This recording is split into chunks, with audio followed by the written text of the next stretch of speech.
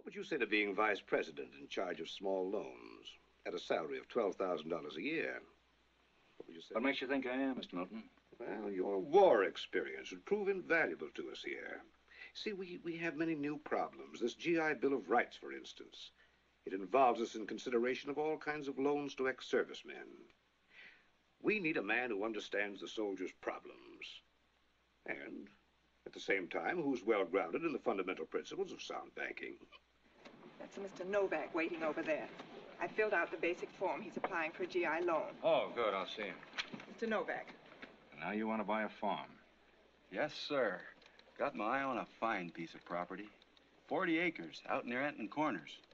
What about collateral? Ooh, collateral? What's that? Security for your loan. What can you put up in the way of property? Have you any stocks and bonds, real estate, valuables of any kind? Well, no, Mr. Stevenson. You see, the point is I haven't got any property.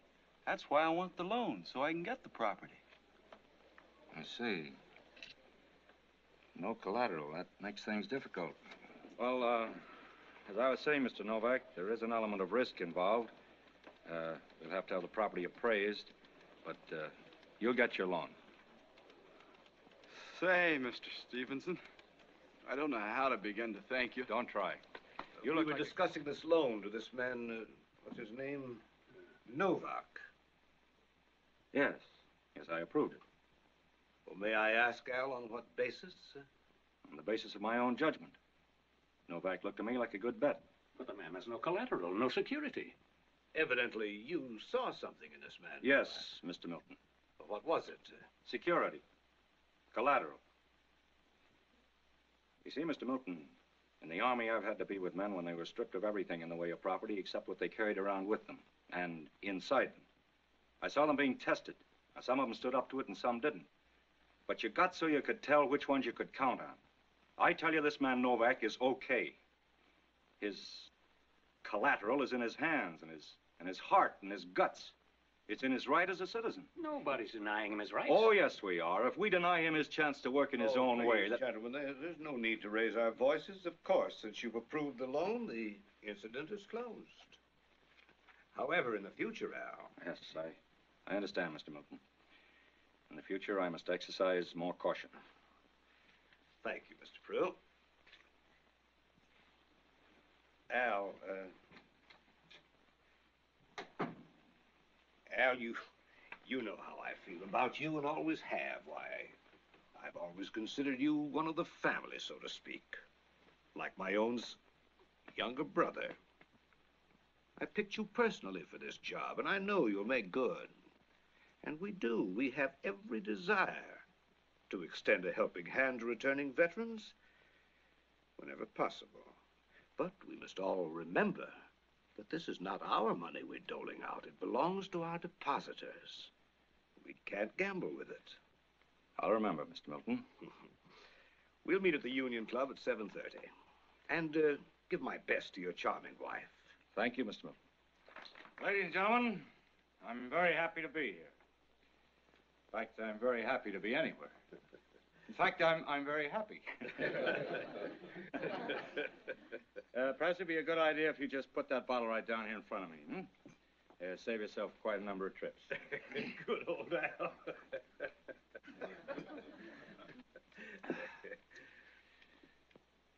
And I'm glad to see you've all pulled through so well. As Mr. Milton so perfectly expressed it, our country stands today where it stands today, wherever that is. And I'm sure you'd all agree with me if I said that now is the time for all of us to stop all this nonsense, face facts, get down to brass tacks, forget about the war and go fishing. But I'm not going to say it. I'm just going to sum the whole thing up in one word. My wife doesn't think I'd better sum it up in that one word. I want to tell you all that the reason for my success as a sergeant is due primarily to my previous training in the Corn Belt Loan and Trust Company. The knowledge I acquired in the good old bank, I applied to my problems in the infantry. For instance, one day in Okinawa, a major comes up to me and he says, "Stevenson, you see that hill?" I said, Yes, sir, I see it. All right, he said. You and your platoon will attack said hill and take it. So I said to the Major, but that operation involves considerable risk. We haven't sufficient collateral. I'm aware of that, said the Major, but the fact remains that there's the hill and you are the guys who are going to take it. So I said to him, I'm sorry, Major. No collateral, no hill. So we didn't take the hill, and we lost the war. I think that little story has considerable significance, but I've forgotten what it is. And now, in conclusion, I'd like to tell you a humorous anecdote. I know several humorous anecdotes, but I can't think of any way to clean them up. So I'll only say this much. I love the Corn Belt Loan and Trust Company. There are some who say that the old bank is suffering from hardening of the arteries and of the heart.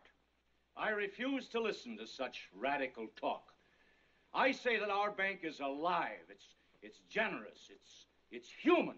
And we're going to have such a line of customers seeking and getting small loans that people will think we're gambling with the depositors' money. And we will be. We'll be gambling on the future of this country. I thank you.